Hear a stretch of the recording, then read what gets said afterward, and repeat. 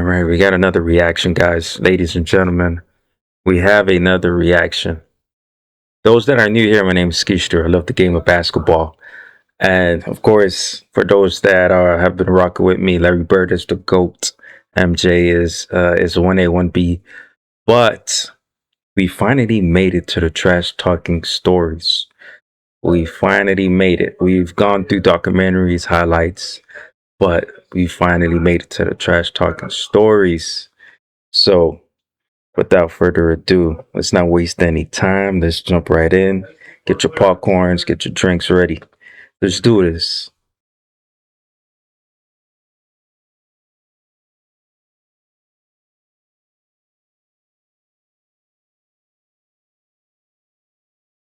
Larry Bird was one of the biggest trash talkers in basketball. And a lot of people say, really? You know, they thought it was Reggie or Charles. Bird used to tell me, look here, man, you're supposed to be a great defender, right? And I'm going to make sure I tell you where I'm going to shoot the ball at. And he said, I'm going to get it right here. I'm going to shoot it right in your face. And I'm looking at this guy like, he's nuts. I'm going to go shoot this motherfucking jumper in your face right there in that cone. And it's going to be your Christmas present. I'm going to wrap it up and bust your head open. And that's exactly what he did. If he tell you you're going to hit a shot in a certain place, he's going to do just that, and ain't nothing you can do about it. Being a better player each step I took, I was able to do a little bit more than the other guys. I had a green light. I could make plays. But I always knew early on, especially when I was a junior, senior high school, that probably the outcome of the game was going to depend on me.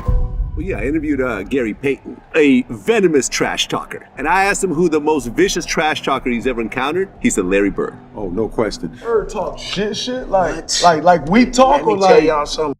Man, like we talk, y'all not even near Larry Bird's trash talking. Hey, shout out to the content creator for this video. Bird used to tell me, look here, man, I'm going to go shoot this motherfucking jumper in your face right there in that cone. And it's going to be your Christmas present. I'm going to wrap it up and bust your head open. All that shit. He told me, young fella, let me tell you something. I can shoot a jumper anywhere I want to. You're supposed to be a great defender, right? I'm going to make sure I tell you where I'm going to shoot the ball at. And I was like, man, come on now. You're not going to shoot the ball. And so he said, I'm going to take you over in that corner right there. You see it over there by my bench, right? And I'm going to give you something, and it's going to be this jumper. So he went right to that corner, and I'm up on him. I'm wondering. And he said, young fella, what did I tell you I was going to do? And he turned around, raised up, and it was all drawn.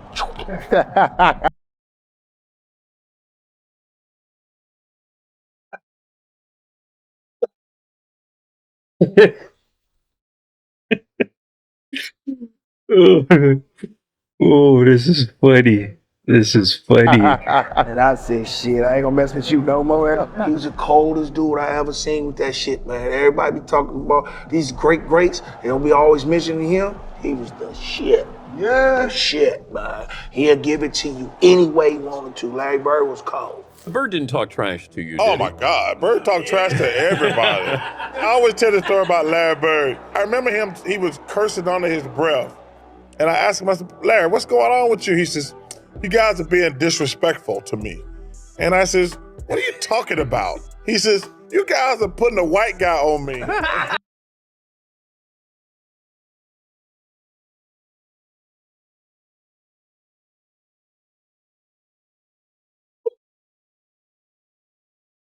Oh, man. That's disrespectful. I just started laughing. I had no comeback when he says, it's disrespectful when y'all put a white guy on me. Larry said, I'm insulted that they would put a sorry dude like you on me. He said, no, I don't even want to play no more. He would drop the ball and take a turnover. And I'm looking at this guy like, he's nuts, you know? The story goes that when he played against Denver, they had a guy named John Hansley, a white guy, a really good defender, right? Okay. They put him on Larry, and Larry was wearing his ass out. Absolutely. And Larry would run by the bench and tell Doug Moe, who was the coach, get him off me. That's disrespectful. Put a black guy on me. Because when he played back in the day, that's all he played against was brothers. So he was like, I had to torch his ass so they understand. Larry got on the roll, started shooting the ball. Every shot was going in. Right? He runs by Frank Layden, who's the funniest guy in the league. And Frank is coaching, and Larry says to him, hey, Frank, don't you have anybody on that bench that can guard me? He goes, so nobody out here can. Frank looked down at the bench and goes, No. Along with Steve Jones and Rick Barry, this is Bob Neal. Just moments before the American Airlines Sheraton long-distance shootout. The All-Star game is in Dallas, the first three-point contest, and he just starts looking at guys, doesn't say a word, and people are getting kind of nervous. Everybody's sitting there, everybody's real quiet. You knew the guys, but you never were around them.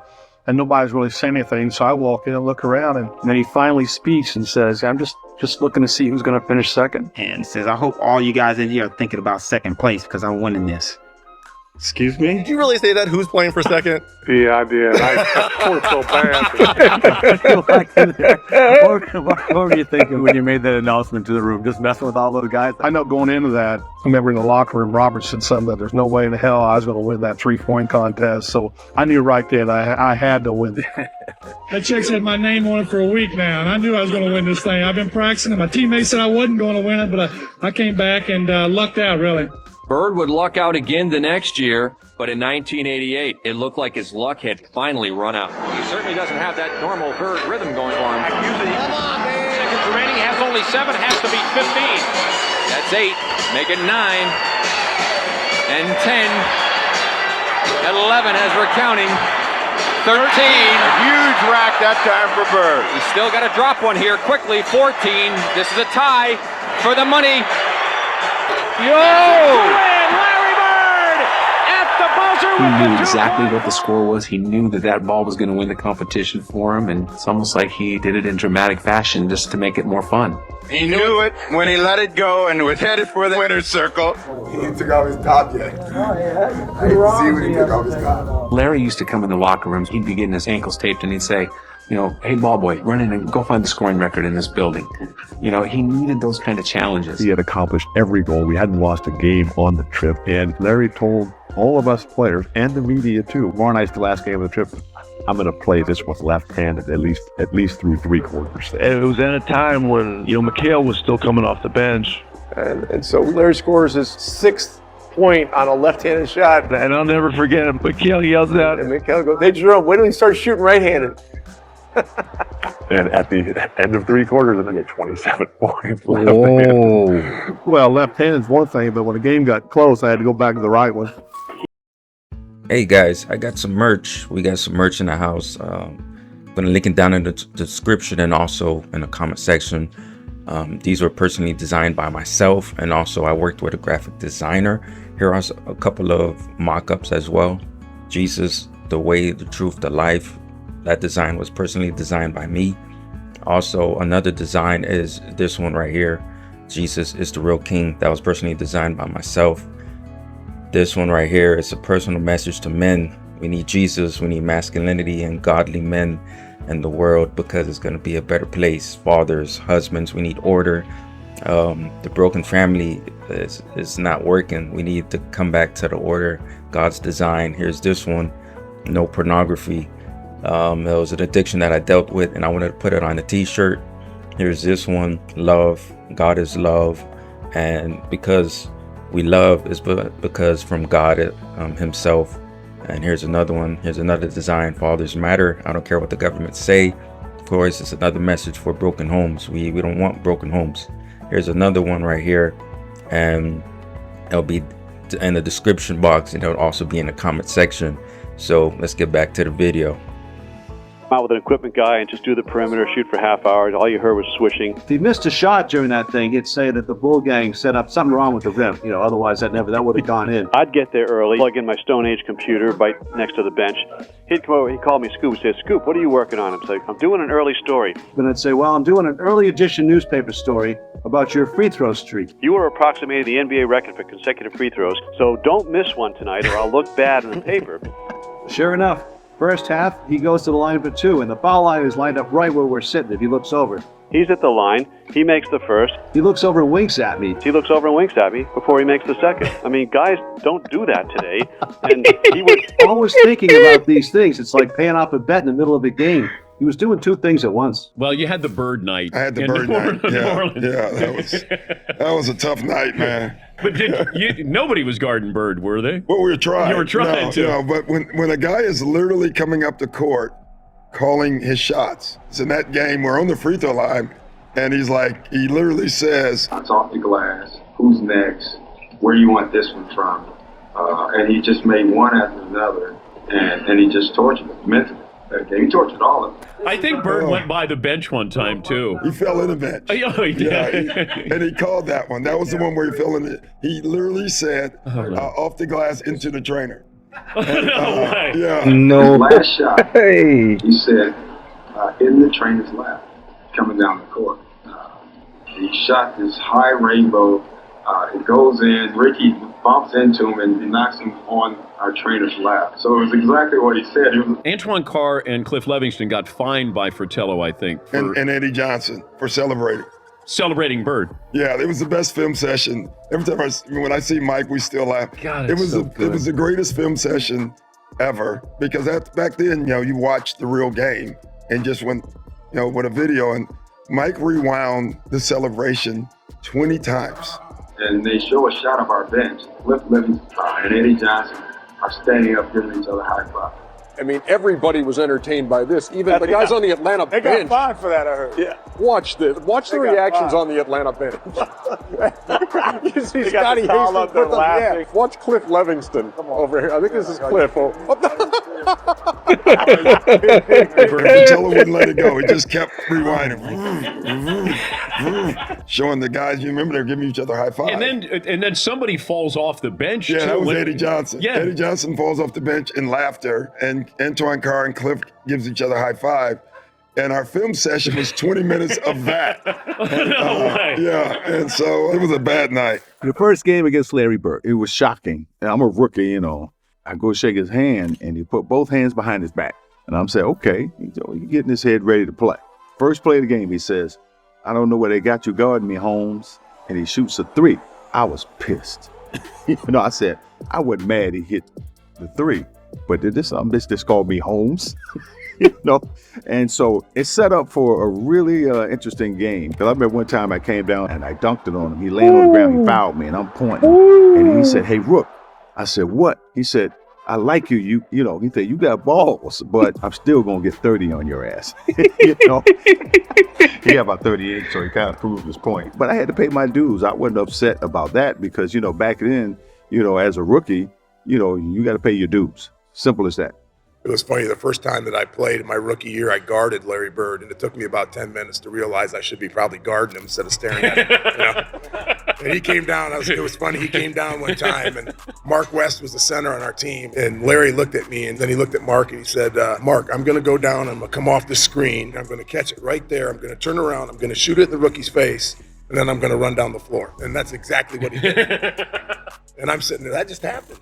But did he talk to you, or you weren't good enough? He talked through me. He never addressed me. I love that. Like I wasn't even there. And did Mark West going? Mark was like, all right, okay, yeah, all right. You probably will. Good luck. And then he did. He did it. But there was nothing I could do about it. He backed up whatever he said. If he tell you going to hit a shot to a certain place, or if he going to take you down to the post, turn around, hit a fadeaway J, he going to do just that, and ain't nothing you can do about it. These guys came in together in 81. There's Kevin, there's Larry, there's Robert. Dennis Johnson, Danny Ainge, they knew what each other could do. And what I did was said, okay, let's see what's happening out there. And you'd see Larry shooting a 3-pointer, and then I call a timeout, and they didn't count the 3-pointer. Larry just hit what would have been the game-winning shot, but KC called timeout. It won't count. It does not count.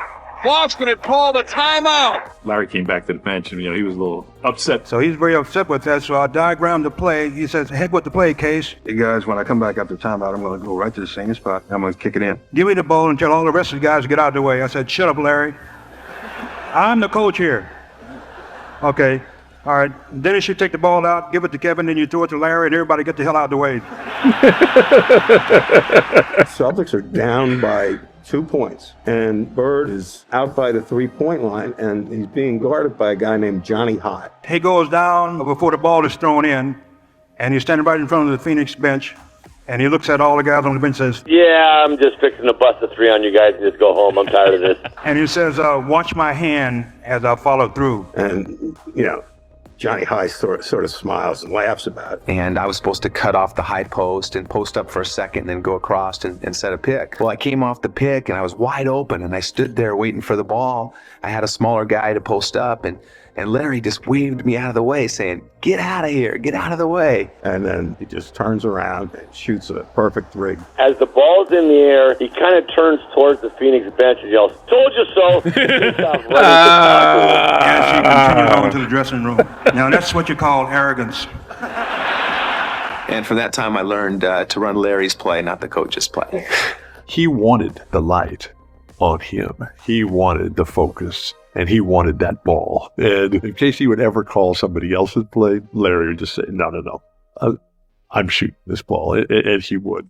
I get a charge when I tell someone on the opposing team that I'm going to hit the last second shot and then do it. That's what it's all about. Tie game, 13 seconds to play.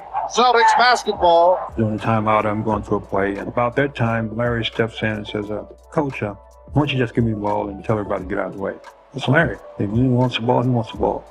After the timeout, we walked back on the court, and then Xavier was guarding him. So he tells Xavier, he says, I'm getting the ball. I said, I know I'm going to be waiting. And he said, I'm going to get it right here. I'm going to shoot it right in your face. 5, and Bird has the basketball. Look out. Larry Bird, just phenomenal the way that... He came out when right about that exact spot and shot a shot right in my face. And, you know, he was like, I didn't mean to leave 2 seconds on the clock. And I went back to the little sideline like, damn. Larry Bird was one of the biggest trash talkers in basketball. And a lot of people say, really? You know, they thought it was Reggie or Charles. Larry Bird talked more trash on the basketball court than anybody I've ever played against. So we playing him the last play. He says to James Worthy, he says, you guys don't have to worry about it. I'm going to go right over there that corner. And I'm going to catch it, I'm going to shoot it, and I'm going to tie the game or win the game, whatever the case may be. They take the ball out, and I think it was either Danny or DJ? The late, great DJ. Yeah. You DJ coming down, right, with the ball. Oh, great DJ, that's good. So pass it to Larry, he's in that corner. Now I got to go out and close Larry Bird out. So as I'm running out to Larry Bird, he's talking trash to me. I don't know why you running out here. Who says that in the middle of the game? He said, I'm going to wait till you get 1 step away from me and I'm going to shoot it right in your face. What So I got 1 step away. He shoots it all net. 3-pointer, good. Take the ball out, man crow right to the corner, caught the shot, shot a 3, game over. It's like, are you effing kidding me? And he turned to me and said, you did all that running for nothing. And he was saying in such a calm way that you didn't think it was trash talking, but it's trash talking. You're not going to tell me you're going to go over there and shoot the ball in my face. That's trash talking. But he would tell you before the play even started. He'd tell you where he's going. He'd tell you when he catches it, there's nothing you can do about it. And it was great trash talking because it wasn't vulgar. I mean, he wasn't pounding his chest. You can just be standing next to him. You know, I would jump out and try to block a shot on rotation, and he'd say, Scott. You jump high, but you don't jump that high. You can't get this. Scott, you're a little too late. Scott, you're not getting that. Why are you even jumping? Why are you running out here? But it was all game. He'd say something like, don't do that. Yeah, don't do that. Yeah, I mean, he talked the whole game, and it was, you know, after the game and after years of thinking about it, you're like, man, that dude, why he's one of the greatest players ever played. He was ridiculous. He came out here.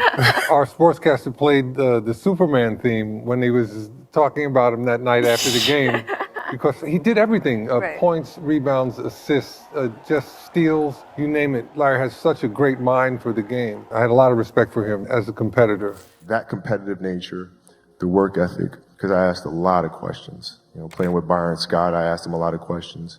Eddie Jones, Magic, James Worthy, Kurt Rambis, all the Laker greats, I would always sit down and just ask them questions. What actually happened there? What did you feel there? Why? You know, Bird tough to defend. Why? Because you look slow as shit to me. So like, I'm missing something. So like, tell me what I'm missing. You know what I mean? Hey guys, I got some merch. We got some merch in the house. I'm gonna link it down in the description and also in the comment section. These were personally designed by myself, and also I worked with a graphic designer. Here are a couple of mock-ups as well. Jesus, the way, the truth, the life. That design was personally designed by me. Also, another design is this one right here. Jesus is the real king. That was personally designed by myself. This one right here is a personal message to men. We need Jesus. We need masculinity and godly men in the world because it's going to be a better place. Fathers, husbands, we need order. The broken family is not working. We need to come back to the order, God's design. Here's this one, no pornography. It was an addiction that I dealt with, and I wanted to put it on a t-shirt. Here's this one, love. God is love, and because we love is because from God himself. And here's another one. Here's another design. Fathers matter. I don't care what the government say. Of course, it's another message for broken homes. We don't want broken homes. Here's another one right here, and it'll be in the description box, and it'll also be in the comment section. So let's get back to the video. You know, like I was saying, growing up in Boston, people all used to always talking about that he can't jump, he can't do this, he can't do that. And, you know, a lot of my friends was like that, you know. So, I got to the league. I called all my friends back up. I said, you know, all that trash that you were talking, you need to squash all that. This man is great. Whatever you were saying, for a man who can't jump, he's demolishing everybody. He's doing it on everybody. He's doing it on the best defensive players in the league. Yeah, I never forget driving and I'm listening to a game. It's New Mexico State playing Indiana State. I don't really care about the game, but New Mexico State is right up the streets from El Paso, and I went to UTEP, and we're big rivalries. So I'm hoping that Indiana State will beat New Mexico State. And I'm listening to the radio, and I have no clue of the players on either team. All of a sudden, this name keeps coming. Bird. He goes to the right. Bird. He makes the strike. Bird. I said, God damn, who is Bird? Bird. You know, here's Bird. And Bird this, and Bird. Oh, did you see the pass that Bird made? I can't see it, but I'm just trying to imagine it. When the time I got to the end, I said, damn, that brother can play. When I got the newspaper the next morning and saw Larry's picture, I said, damn. Larry, it wasn't you know, be honest with you.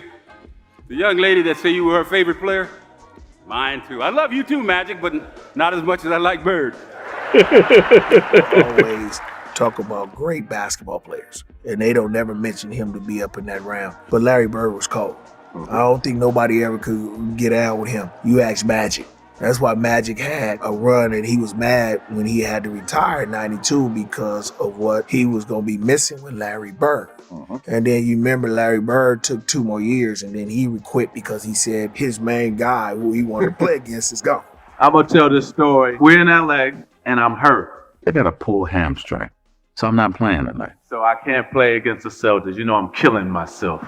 You know, Larry's warming up. The anthem is sung and get introduced. And right before they go out on the court, Larry comes down and says, you know what? Since you're here, I'm going to put a show on for you. So you just sit back and watch, okay? Don't worry. I'm going to put a show on for you. And I'm like, man, get out of my face, man.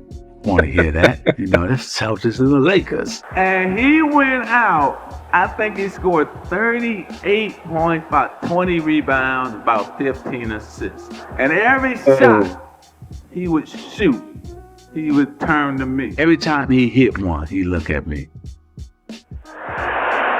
And I said, boy, you know, the thing about it that I love about you is that most guys talk trash and can't back it up. But Mr. Bird, you know you can back your trash talking up.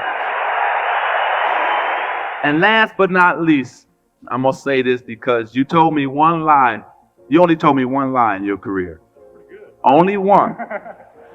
And you only lied to the fans and all the people in the world one time. Do you know what that lie was? You don't remember, do you? Larry Bird said that there would be another Larry Bird one day. And Larry, there will never, ever, ever be another Larry Bird. Yeah, that's facts. That's big facts. 21. And guys, we're approaching the end of this video, but there is a part 2 of Trash Talking Stories, so stay tuned for that. And so, this is mine, and I signed it to you, to the greatest basketball player ever, but more important, a friend forever. I love you, I respect you, and I admire you. Hey, that is big respects. If you seeing other players telling stories about one great player, it says a lot.